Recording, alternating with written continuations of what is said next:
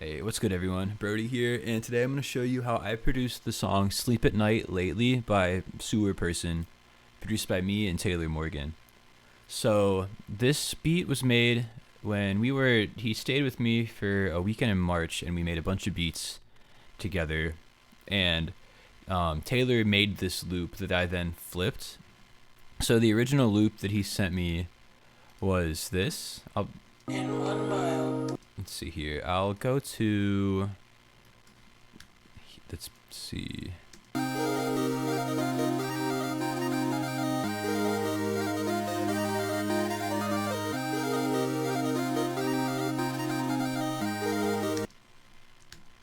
So we then took that and stretched some parts, reversed some parts, and then eventually through Shaperbox. I was loving this preset at the time.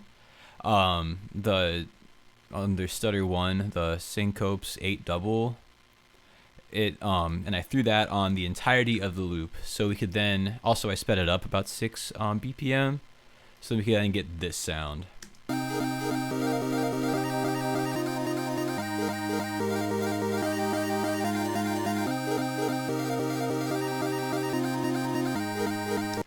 I just loved how that turned out. The loop going through that Shaperbox sound just like really lends itself to the kind of drill-esque drums that I was doing at the time. Thought it really glued everything together, made the drums and melodic part kind of make sense together. So do we have anything else going on? I'm scrolling through because this was almost a year ago that we worked on this one.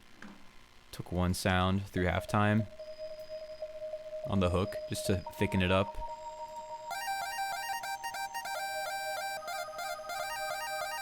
I'll show you everything.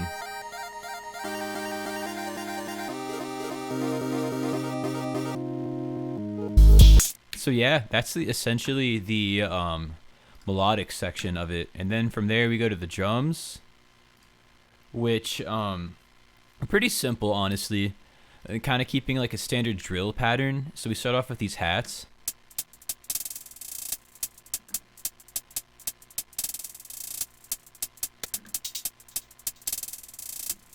So outline of the drill pattern, get some little rolls and flutters, some octave shift stuff at the end.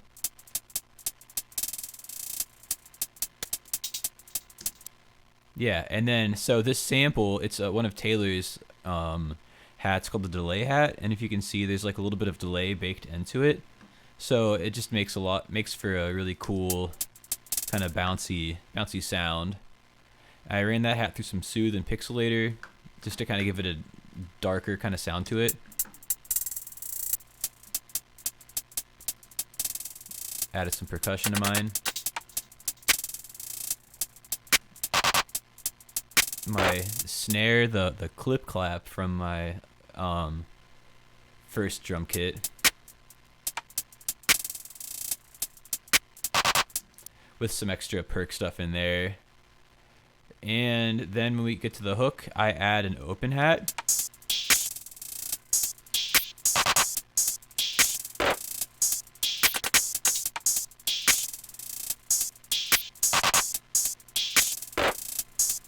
This kind of adds some more momentum to it. I like that pattern a lot. Then from there, what else do we have going on? This live cymbals loop that I've included in all of my drum kits, actually, just because I love it so much. It's just the sound of someone playing some like cymbals on a drum kit, and I ran it through Shaperbox to give it that same pattern, kind of tie in the melodic and rhythmic again, versus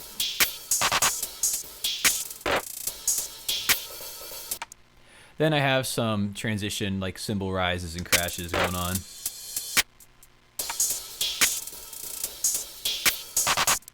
Then we go to the 808. I'm using 2 different ones. I was going through phases of like doing short 808s on verses and like longer on the hooks, just to add some separation between the sections, make the hook feel more full. So I'm using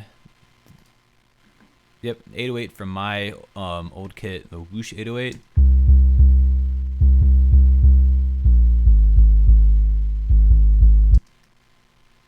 And the verses, and then I'm using the long plug 808 on the hooks. So the hook one is longer and has a little bit more high end to it, so it kind of contrasts well. Then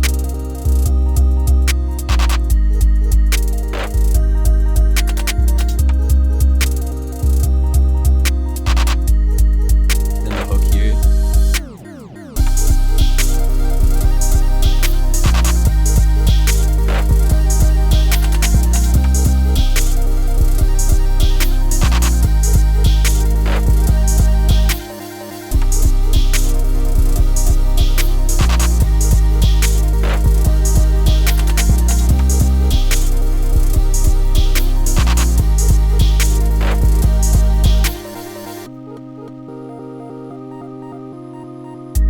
And yeah, that's essentially it. This beat is pretty simple, and it does sound a little bit different than the actual song, because what happened was we sent it to Sewer and it wound up getting pitched down and slowed down a bit for the final, which I think is sick. I love when someone takes the beat I send them and uses it just as like a part of the final piece versus just like purely doing vocals on it. I think it makes it their own. It makes it a lot more unique, and I think that the song wound up turning out super cool. So yeah, that's it. Shout out Taylor, shout out SEWERPERSON. Love making music with the both of them. The song turned out so cool, and I'm glad to make a breakdown to show you all how it happened. Yeah, if you have any questions or anything, feel free to hit me in the comments here, Twitter, Instagram, Discord, etc. You can find me a lot of different places. If you got this far in the video, I appreciate you all. Thanks so much, and peace out.